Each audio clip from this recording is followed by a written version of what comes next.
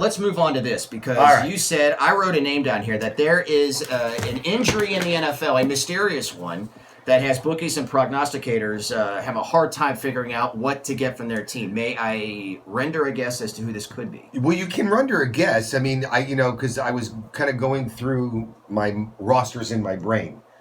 And I was watching HBO Hard Knocks, and I was watching the Anthony Brown situation with the cryotherapy, frostbitten feet, and then he showed the bottom of the feet, and I'm like, that's a little disgusting. All right, that's leading me a different way, that you're going Antonio Brown. I had written down Andrew Luck. Hold on. I'm not there yet. Okay. Because you may be right. Okay. So when I saw the Anthony Brown and this mysterious injury, I was like, okay. I love being with this It's guy. great. And I said, that's interesting, but that's horse crap. The mysterious injury is the one you wrote down. Because Andrew Luck had apparently some kind of ankle problem, foot problem, whatever the hell it is. And we keep hearing a calf. Calf. No, yeah, because they thought it was tied to the Achilles. Right. But, we just came off the Kevin Durant thing. So it's... And I got that. And I understood why they were thinking, let's be cautious, let's be careful, let's not do anything. Okay, fine. Meanwhile, let's go back 4 months. The Colts were one of my hot picks. Yeah, definitely. Everybody loves the Colts. Their offensive line is great. It's and they got better. Good. Yeah, Marlon Mack is a good running back. And Naheem Hines, and they got the Paris Campbell kid. And, I mean, they're loaded. Ebron. And Luck looks like he's ready to go. Then all of a sudden, we hear that the foot/calf is now a high ankle sprain, and he's not only not going to play in all this preseason, we just see the other day, he might not play week 1. Well, let me tell you something, Tatala. That's going to screw up my pick. All right? You just effed up my whole cockamamie fantasy, Satro predictions, my projections, my everything, my prop bet. I don't know what to do now. I'm with you because I feel the same way about the Colts. Boy, that defense has gotten good. That second level, the linebackers. Oh, Leonard is a stud. Leonard is really, really good. And it does change, for me, the complexion of the AFC because you never know. You know, but you don't know what you're going to get out of the Patriots, right? Right. You could just pencil them in like going to win the division. Right. They're going to be in the playoffs, all that, and kind of stuff. But we're waiting, it seems like, every year for them to have that fall off, and then they just won't be there. Or when, like, week 11, Gronkowski comes out of retirement. Yeah, and right. Here he comes. and we've got some interesting players, and I wonder because coming up in a few minutes, we're going to do Elf's Elite 8 rookies to look at in your fantasy football. And I'm wondering if one of those rookies could play for the New England Patriots. That'll be another thing that I will venture a guess on coming up.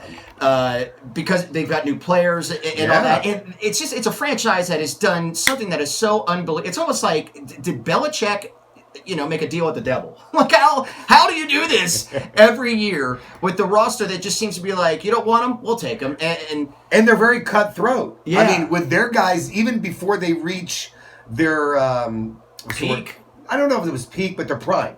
Or maybe they could be at their prime. Sure. They're kind of right there, and he's like... Richard Seymour. Yeah, they've done it's like, this you know before. what? See you later. And they're like, oh my God, they just cut so-and-so? And Belichick's like, look, we think he's done. Yeah. So we're going to go bring somebody else in. Or we can get somebody to do what he did for a lot us. less money. Exactly. And that's what they do. So with that and not really knowing, it's easy to go, well, Patriots will be fine. I don't know. The Colts have been on that rise up. And so with this injury, I'm with you. That was one of those, my prop and value pick, we talked about it a couple weeks ago. It was, and I basically stole it from you from a week prior about Baltimore. Oh no, I still love because of what Baltimore. I think that they're going to do with Lamar Jackson. But that's trouble. And I don't like putting Andrew Luck in the injury-prone category, even though that he's he got hit and then the shoulder deal, right? Yeah, and that was just one of those things that it was going to take a while for him to get better. Yeah, you get guys that tear ACLs or pull hamstrings and stuff. Those are the injury-prone players to me. Yeah. If you get hit, and that can happen to anybody, and then those things can certainly linger. And this is somewhat new. Yeah, it kind of pissed me off. I mean, because I want to see him play.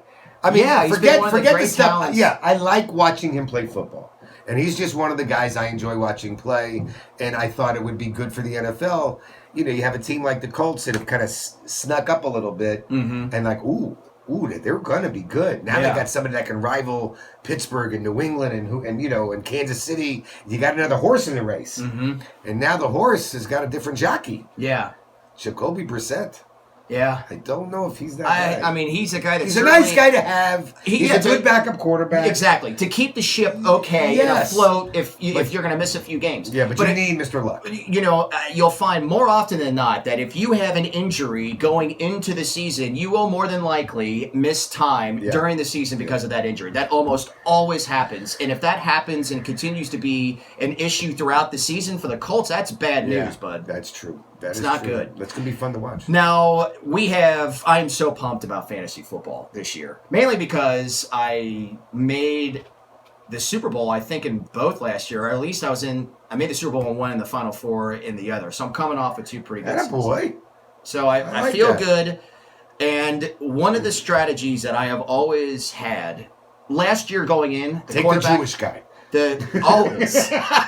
We're the owners. One of my friends are all laughing now, because they thought what was coming out of my mouth, which is about to. Was not going to be the Jewish owners. I used to get to a point where I'd draft a team that I wanted, and then after the 7th or 8th round, I wouldn't give a shit anymore, and I'd just be like, it was called BBA. Uh-huh. Give me the best bear available. Okay. See, just so I can have some rooting interest for when I go in there. When my son came to me when he was 9, and he was a great baseball player, and he says, "Hey, I want to play football." I looked at him, I said, "Football?" He goes, "Yeah, I'm going to play football." And I go, "We don't play football."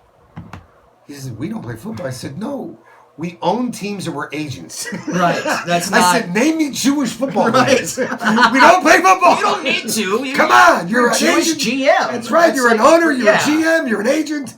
I said, "Be safe. Be a doctor." Right. There you go. Now... the strategy that I've had over the years is getting somebody that is very young that I think is going to make an impact. And rookies can do that, especially in keeper leagues because of the lower round you take them. Last year, I was going in the draft I want Patrick Mahomes on my team no matter what I can get. Him. And I was huge on Patrick. I've talked about it countless times about how badly I want him in a Bear uniform when he was coming out of college. And he only had the one start his rookie year, but everybody was talking about how good he is. But nobody knew he was going to come out and have the year, 5,000 yards and 1 million touchdowns. You don't know that. So I had him on one of my teams, did really well with him, and so that's always a strategy I have coming into this year, trying to find the ones that I think, and I do have a quarterback outside of Mahomes that I do believe is just going to rock the world fantasy-wise, and I'm not going to tell you. Well, because I haven't drafted yet, and all my friends, they all... And this is just, I'll tell you when the year starts. So what I did was I have my, and I'll do this on the radio show, I do my fantasy rookies, okay? My Elf's Elite 8 fantasy rookies, in order, 8 going to 1.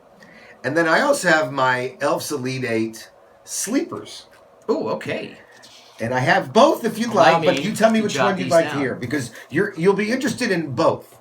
But I'll do which one you want me to do. You tell me which one to go first. Well, the first one I was wondering about because the New England Patriots have had a history of not drafting very well at a position. Very cool. That position being wide receiver, and they took N'Keal Harry, who was just outstanding at Arizona State. And I wonder if, I know Josh Gordon... If he's on my list?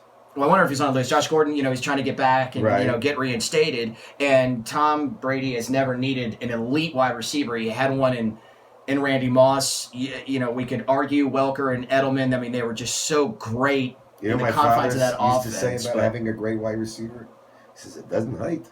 No, it doesn't. All right, so this is definitely our most Jewish version. That's right. Of this lounge. Wait till I say the prayer for the wine. All right, so I'm going to start from 8 to 1. All right, my number 8 in Elf's Elite 8 Fantasy Rookies is a wide receiver. He's going to be playing for the Philadelphia Eagles. Okay. Do you know? Played on the West Coast. Big guy. So JJ and a hyphenated last name.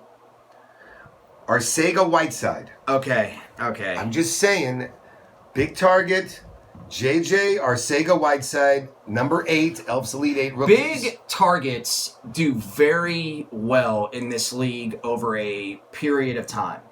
Des Bryant, Alshon Jeffrey, Calvin Johnson. You get AJ Green. Keep going. Well, but sometimes AJ these guys plays big because he gets up. Well, he's really tall. Yeah. And Calvin was big. Now AJ and Calvin also had a lot of speed, Right. where the other guys were not necessarily burners, but they can catch the ball in traffic. They can go up. You can throw it down the field to them because they can win those one-on-one matchups. So JJ Arcega-Whiteside, Eagles Philadelphia. 8. Okay. Number 7, wide receiver, Baltimore Ravens, Marquise Brown. Okay.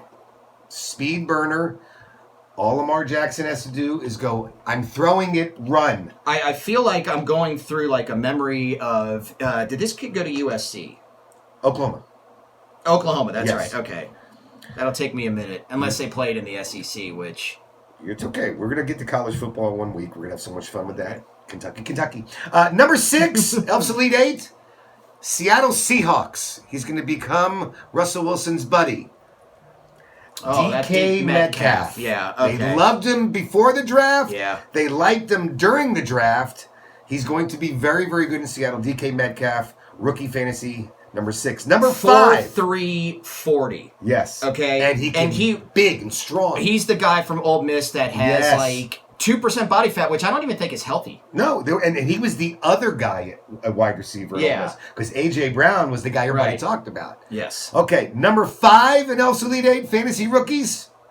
Tight end, Green Bay Packers. Whew, that's This is going to be big for Aaron Rodgers' best buddy. Because this new Fakakta offense they got, what's your best friend in an offense when you need something? In a system offense, you're tight end. Tight end. Chase Sternberger. Ooh. Tight end. Green Bay Packers. Chase Sternberger. Trust me on that one. From? The University of Avocado. I can't remember. I think he was in the Midwest somewhere. Iowa might sound good. Yeah. Sure, he's nice my Jewish guy Big from Ten. Iowa. Okay. Might be one of the Penn State guys. Number 4. I almost took him off my list because of the injury situation. By the way, we've had all pass catchers. Well, that's so because far. that's what the league is all about You're now. absolutely right. Number 4, wide receiver, Indianapolis Colts from the Ohio State University. Oh, Steve Dennis will be so proud. Paris Campbell. Paris Campbell's going to be amazing if Andrew Luck is playing quarterback. If he's not, I don't know if I'm taking him off the list, but I'm just telling you. So Paris Campbell Can fly. Yeah. 4.2, 4.3. It's interesting. And kick return and punt return and do everything. I heard somebody giving a very interesting analysis. Again, just first game of the preseason, all that. I think it was actually a caller into the Stephen A. Smith show. Oh, goodness. People are going like, what the hell are you doing listening to Stephen A. Anyway, he called and he was talking about Dwayne Haskins and how, he's number 3 on the depth chart right now in Washington and had a bad opener. And it didn't look very good. Right. And then talk about Daniel Jones, coming out of Duke and was taken with 5 or 6 overall, and everybody's been hammering yours truly included and going to the New York Giants. And he mentioned, he's like, who on an NFL roster right now from that team from Duke outside of Daniel Jones last year?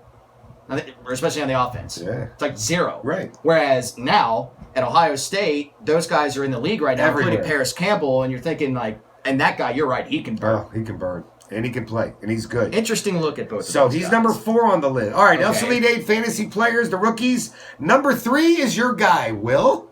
Is it? Tell me it's Monty. No, it's the wide receiver you were talking about before. Oh. N'Keal Harry. Ah, I thought you were talking about David Montgomery. I think it's my boy because he got drafted by the Bears. Okay. Wide receiver going to the Patriots. There is going to be Tom Brady's little buddy. Uh-huh. I think he's going to be very, very good. Number 2 on Elf's Elite 8 rookies, we finally get to a running back. Oh!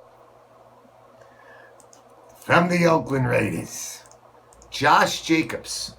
Only because That's an interesting pick. there's nobody else to give the ball to. What? Well, And he's going to get the ball. he is... I don't know who else the Raiders have besides him. I'm taking a look right now. Boy, man, I liked him when he got drafted. Yeah. He is one of those He didn't that even like start. He didn't start, but he was the better player in Yeah, Alabama. I mean, he's good. When he touched the ball, you're like, man, that kid's different. He's deceptive, and he's just better than you think he is. And number one, Elf's Elite 8 rookies, I just think because he's going to have the ball in his hands all the time, Kyler Murray. Yeah. I mean, Kyler Murray's, by accident, is going to score 2 touchdowns a game. That's interesting. I was thinking the same way, too. And so for you to say, and again, we're going through, these are fantasy guys, like rookies. You wouldn't suggest that you're taking Kyler Murray as the first quarterback you take. No. This is strictly rookies. Yeah, I mean, you're taking him towards the end. I think that it could be really. They have such a horrible offensive line that I still think he's going to be able to put up numbers because of how he runs, he's going to be able to distribute the ball to David Johnson out of the backfield. Let's go to this way.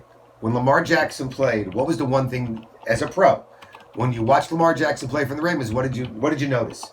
Oh my God, can he break it from anywhere on the field? Yeah. And he can run it in, and he ran them. Remember how many games he was rushing it 15, 20 times? Yeah. What's the biggest difference between Lamar Jackson and Kyler Murray? Probably height. Well, that's one, but that went where I was going. Kyler Murray can throw it. Accurately. He can throw it. I mean, he can spin it. He's got a great arm, and he's accurate. Lamar Jackson, we don't know yet. Lamar's got a cannon. He does, but he just can't place it. Right, the accuracies we're not sure of. But the two of them both can flat out fly. They can make plays with their legs. They both know how to run, and they both can run. So the only reason I have Murray at the top of the rookie list is he's going to have the ball in his hands every play. Mm-hmm. And when the offensive line, which kind of sucks still, has gotten a little better, guess what he's going to do? I had to address it. He's going to pull the ball down. He's going to run. Mm-hmm. So I did have your guy. And with Cliff Kingsbury, it should be interesting. And by the way, here were the other guys I didn't have on my list. Are these the sleepers? No, this was just your other rookies to watch. Okay. Montgomery. Your David boy. Montgomery. I love him. I like the fact we got rid of... and 2 more tight ends. Noah Fant on the Broncos. Okay. And T.J. Hawkinson from the Lions. Matthew Stafford's got a new friend. Hawkinson. You know what I said earlier? The 2 tight ends from Penn State. I meant the 2 tight ends from Iowa. That's Fant and Hawkinson. Yeah. Yes. Both those guys. That's interesting. Yeah. Yeah, I mean...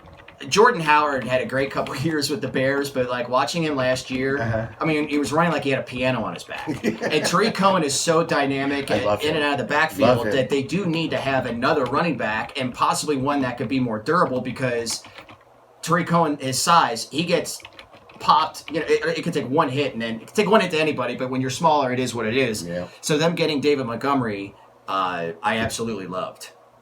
How does that go? I like it. So you want me to save my sleepers for next week? Let's do the sleepers next week. Good.